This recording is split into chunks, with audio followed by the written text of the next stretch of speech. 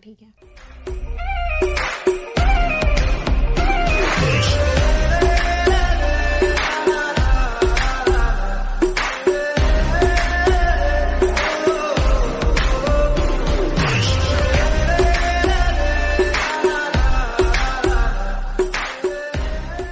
एक बार फिर से स्वागत है दोस्तों आप सभी का क्रम अचीवर्स में। जैसा कि आप सभी जानते हैं कि क्रम अचीवर्स में हम आपको रूबरू कराते हैं कुछ ऐसे अचीवर्स से जिन्होंने अपने फील्ड में बहुत कुछ अचीव किया है। तो आज हमारे साथ एक ऐसे ही अचीवर हैं, तो चलते हैं उनके पास और जानते हैं उन्हीं से उनका पूरा परिचय। नमस्कार सभी को, मैं हर्षित। मैं युविका प्रोग्राम के तहत एक यंग साइंटिस्ट के रूप में वहाँ पे श्रीहरिकोटा में 12 डेज का कैंप और ट्रेनिंग अटेंड करने के लिए सेलेक्ट हुआ था। करेंटली मैं अभी जवाहर नवोदय विद्यालय सरगुजा में क्लास 10th में पढ़ रहा हूँ। बहुत बहुत स्वागत है हर्षित जी आपका हमारे इस क्रम में। तो जैसा कि आपने बताया कि आप जवाहर नवोदय विद्यालय में पढ़ते हैं और इसके अंतर्गत जो युविका प्रोग्राम हुआ था इसरो के अंतर्गत, उसमें आपका सिलेक्शन हुआ, तो इसके बारे में थोड़ा हमारे साथियों को बताइए। ये युविका प्रोग्राम डायरेक्टली इसरो द्वारा ऑर्गेनाइज रहता है जी। इस प्रोग्राम के तहत ऑल इंडिया से 350 स्टूडेंट्स को सेलेक्ट किया जाता है हर अलग अलग स्टेट से, और इन स्टूडेंट्स को 7 अलग अलग इसरो के सेंटर्स पे ट्रेनिंग और कैंपेन के लिए भेजा जाता है। जी, तो जैसा कि आपने बताया कि युविका प्रोग्राम, उसके अंतर्गत आपका जो सिलेक्शन हुआ था एरो साइंटिस्ट के रूप में हुआ था, तो एरोस्पेस और एरो साइंटिस्ट ये क्या होते हैं? एरोस्पेस ये रिफर करता है स्पेस टेक्नोलॉजी, एस्ट्रोफिजिक्स, ये सारे डायमेंशंस को मिला के एरोस्पेस बनता है। एरोस्पेस यानी कि रॉकेट साइंस में रॉकेट का डिजाइनिंग वगैरह ये सब में, और स्पेस के बारे में एक्सप्लोर करना। तो इसमें आपका सिलेक्शन कैसे हुआ? इसके लिए कोई एग्जाम आपने प्रिपेयर किया, कोई क्विज कंपटीशन निकाला? इसका सिलेक्शन, इसके बहुत सारे अलग अलग सिलेक्शन क्राइटेरियाज थे। सबसे पहले हम इसका फॉर्म भरते हैं तो हमें एक क्विज होता है, क्विज अटेंड करना पड़ता है, उसका 10% रहता है। फिर हमारे 8th क्लास के 50% मार्क्स उसमें जुड़ते हैं, और फिर आपके अगर साइंस एग्जीबिशन, साइंस ओलंपियाड्स और स्पोर्ट्स में आपके सर्टिफिकेट्स हैं तो उन सबके भी स्टेट लेवल, नेशनल लेवल पे अलग अलग परसेंटेज क्राइटेरियाज रहते हैं, तो उन बेसिस पे सिलेक्शन होता है। तो जैसा कि आपने बताया कि बेसिकली इसमें 8th और 9th के जो आपके मार्कशीट्स और जो मार्क्स होते हैं और उसमें आपका जो परफॉर्मेंस रहता है उसको देखकर इसमें आपका सिलेक्शन होता है। तो अभी आप कौन सी क्लास में हैं? अभी मैं करेंटली 10th क्लास में हूँ।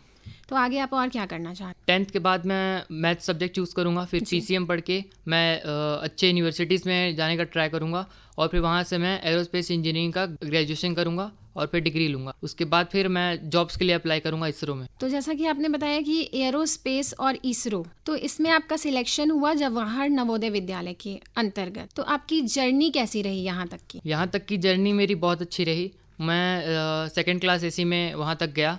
फिर श्रीहरिकोटा में वहाँ पे हमारे बेस्ट फैसिलिटीज़ प्रोवाइड किए उन्होंने, हमें होटल दिया रहने के लिए। उसका फिर हमारे वहाँ पे लेक्चर्स चलते थे जिसमें हमें space technology, space science, astrophysics, aerodynamics, इस सब के बारे में पढ़ाया जाता था। और ये हमारे लिए बहुत लकी थे हम कि इस लेवल पे हम इतने कम उम्र पे ये सब सारी चीज़ों को पढ़ रहे हैं, क्योंकि बेसिकली क्या होता है कि स्टूडेंट्स रहते हैं वो अपने स्कूल लेवल पर ही पढ़ाई करने में व्यस्त हो जाते हैं, फिर ये सब चीज़ को उतना ध्यान नहीं दे पाते हैं। जी। तो हमारे लिए बहुत अच्छी अपॉर्चुनिटी थी कि हम ये सब के बारे में कम उम्र में ही हमें सब जाने का मौका मिला। तो जैसा कि आपने बताया कि ये जो होता है ये एक्स्ट्रा करिकुलर एक्टिविटीज़ के अंतर्गत आता है, तो आप अपनी स्कूल की पढ़ाई और इन सबको किस तरीके से मैनेज करते? स्कूल की पढ़ाई और सब मैं टाइम मैनेजमेंट के थ्रू करता था।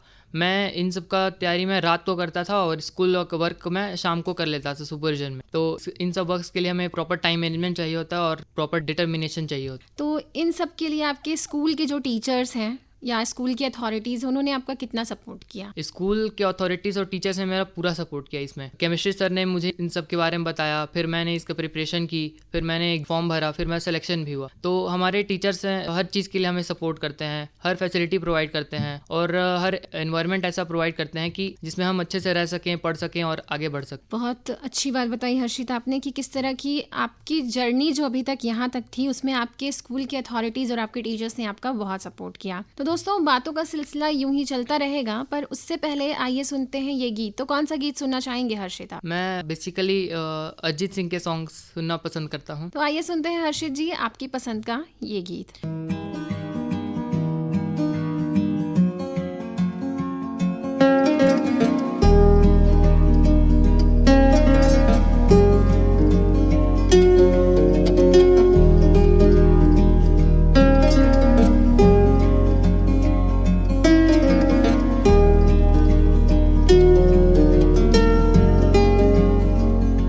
ओ सजनी रे कैसे कटे दिन रात, कैसे हो तुझसे बात, तेरी याद सतावे रे। ओ सजनी रे कैसे कटे दिन रात, कैसे मिले तेरा साथ, तेरी याद सतावे रे।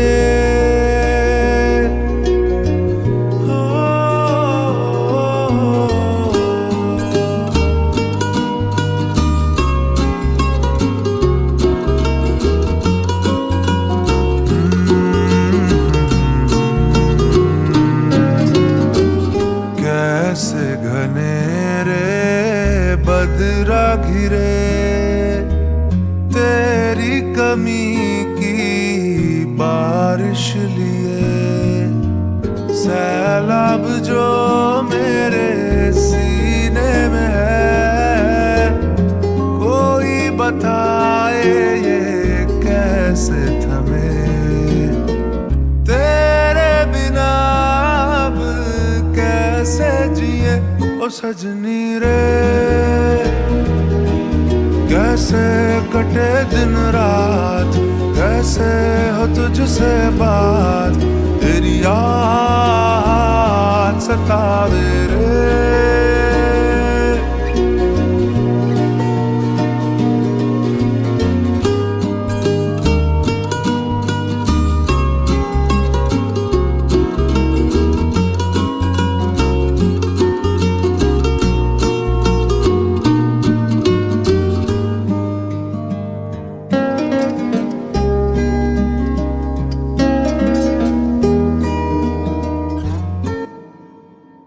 ओ सजनी रे कैसे कटे दिन रात, कैसे हो तुझसे बात, तेरी याद सतावे रे।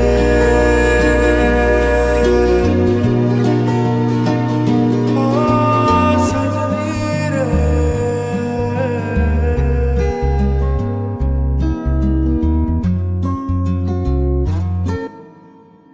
तो एक बार फिर से स्वागत है दोस्तों आप सभी का क्रम अचीवर्स में। जैसा कि आपको पता है कि आज के इस क्रम में हमारे साथ हैं जूनियर साइंटिस्ट के रूप में युविका प्रोग्राम के अंतर्गत चयनित हर्षित राज जी। तो हर्षित, जैसा कि आपने बताया कि स्पेस साइंटिस्ट के रूप में आपका सिलेक्शन हुआ था, जूनियर स्पेस साइंटिस्ट के रूप में, तो वहाँ पे जैसे आपको जो ट्रेनिंग दी गई 15 दिन का, जैसे आपने बताया कि कैंप आपने अटेंड किया, तो वहाँ पे आपने क्या क्या किया? वहाँ पे हमारे लेक्चर्स चलते थे, फिर हमें लेक्चर्स में एस्ट्रोफिजिक्स, ये सब के बारे में बताया जाता था, space science, space technology, rocket science, इन सब के बारे में हमें पढ़ाए तो जाते थे। साथ ही साथ हमारे प्रैक्टिकल सेशंस भी चलते थे, जैसे कि हमें वहाँ पे उन्होंने रॉकेट बनाना सिखाया था, फिर हमने रॉकेट का मॉडल लॉन्च भी किया था खुद से लॉन्च पैड पे, फिर हमारा ड्रोन असेंबली भी हुआ था, हमें ड्रोन्स के फंक्शंस के बारे में बताए गए थे, उसको कैसे बनाते हैं उन सब के बारे में बताए गए थे, और फिर इसका यूज़ हम कैसे करते हैं अपने लाइफ में उसका भी बताया गया था हमें, और हम अपने लाइफ को कैसे बेनिफिशियल बना सकते हैं और आसान कर सकते हैं इन सब के यूज़ से, उस सब भी बताया गया था हमें। उसके बाद फिर हमें प्लेनेटोरियम विजिट कराया गया था, जिसमें हमें प्लैनेट्स के बारे में और डिफरेंट सेलेस्टियल बॉडीज जो स्पेस में हैं